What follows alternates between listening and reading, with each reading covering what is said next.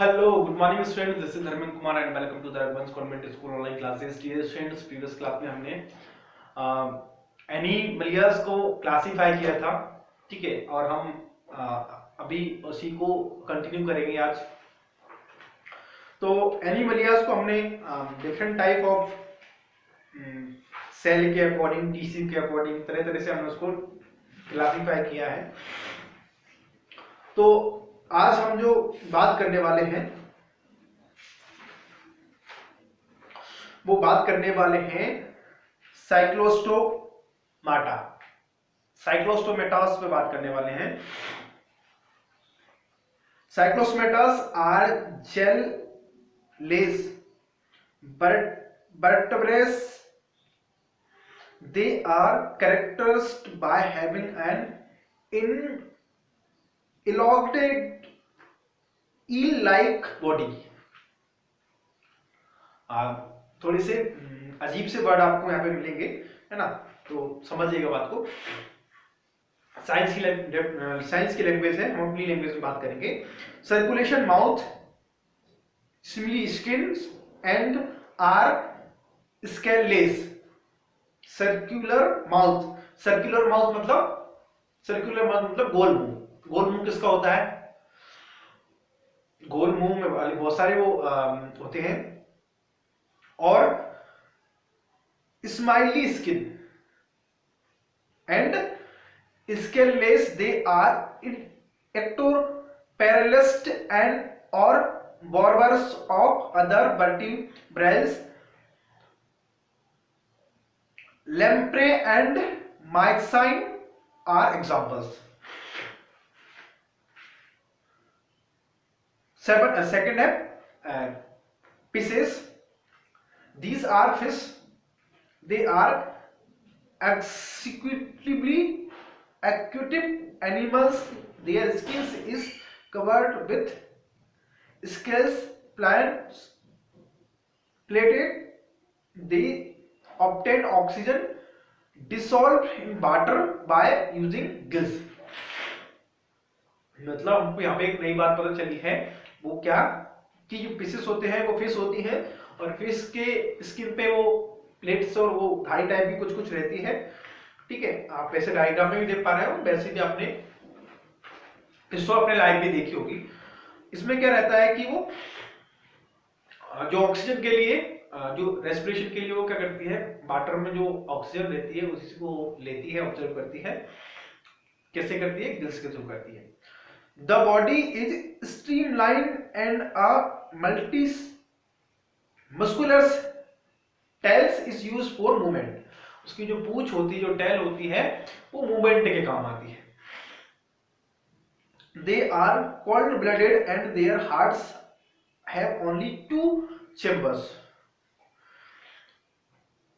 Unlike the 4 that humans have, they leg as we can think the many kinds of fish, some with scales and entity of cartilage such as a shark, or some with a skeleton made of both bones and cartilage such as ton of the rohu. See example 7.22 A and B। इस तरह की different type की fish होती है। Shark होती है, कुछ normal होती है, कुछ झींगा होती है, कुछ अलग अलग तरह की आपने सारी देखी होंगी। एम्फीबिया क्या होता है? These animals differ from the fish on the leg of scales in having mucus glands in the skin and 3 chambers heart।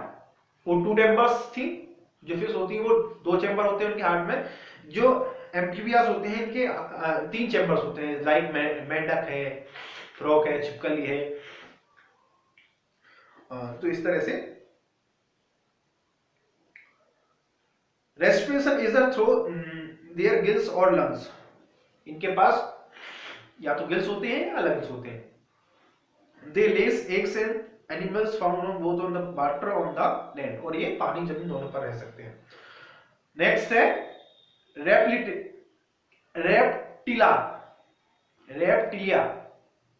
These animals are cold-blooded, having scales and breathe through lungs. Snakes है, ठीक है, नेवला है, कछुआ है ये आपका, ठीक है। तो ये सारे क्या है, लंग्स से भी सांस लेते हैं, ब्रीथिंग करते हैं, और ये 3 चैम्बर्ड होते हैं। Crocodile have 4 heart chambers. इसमें क्रोकोडाइल के पास 4 चैम्बर होते हैं। They lay eggs with throw covering and do not need to lay their eggs in water. Like amphibians, snakes, tortoises, lizards and crocodiles. Next है abyss. They are warm-blooded animals and move a 4-chambered heart.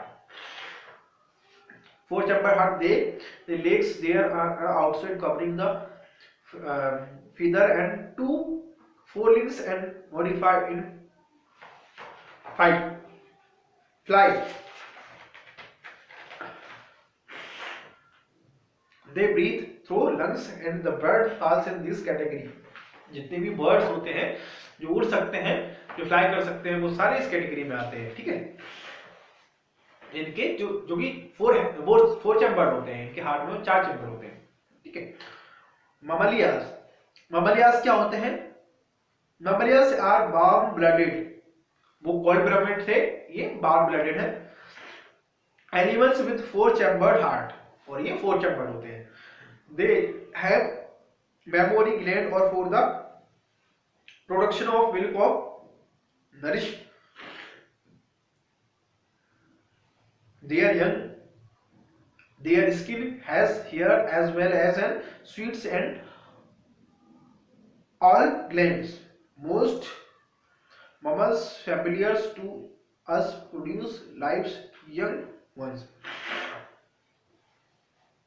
However, a few of them, like the Platypus and the Echidna, lay eggs, and some, like kangaroos, gives birth very poorly developed young ones.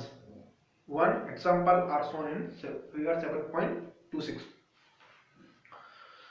तो ममलियास में कौन है? Humans है, cats है, rates है और whale है, जो व्हेल और बैट है, जो ये सारे आते हैं आपके ममलियास में। यहाँ पे कुछ इंपॉर्टेंट चीज है, इसको देखते हैं। Carolus Linnaeus Carl von Linné was born in Sweden and was a doctor by profession. He was interested in the study of plants at the age of 22. He published his first paper on plants while serving as a personal physician of the wealthy government official in studied in the diversity of plants on his employer garden. Later he published 14 papers and also brought out of famous book Systema Naturae, from which all fundamental taxonomical research has taken off. His system of classification was simple schemes of arranging plants so as to be able to identify them again. मतलब यहाँ पे जो Carolus है, Carolus Linnaeus, इनके बारे में बताया है कि वो स्वीडन के रहने वाले थे और वो बाय प्रोफेशनल फिजिशियन थे, बट उनको 22 साल की एज से ही क्या है, जो वर्ड्स होते हैं उनकी स्टडी करने का उनको बहुत शौक था। तो इसलिए उन्होंने पहले एक पेपर पब्लिश किया, फिर उसके बाद उन्होंने 14 अलग अलग पेपर पब्लिश किए और उन्होंने क्लासिफिकेशन किया, तो उसका जिनको हम उसको अगेन पहचान सकते हैं। तो ये इनका क्लासिफिकेशन है, ठीक है। तो इसको आप अच्छे से देख सकते हैं, उसमें वही है जो हमने अभी पढ़ा है, ठीक है। तो आपका ये चैप्टर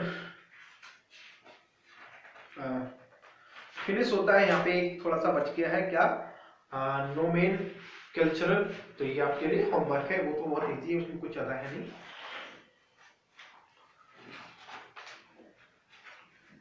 ठीक है, नेक्स्ट क्लास में हम मोशन पढ़ेंगे।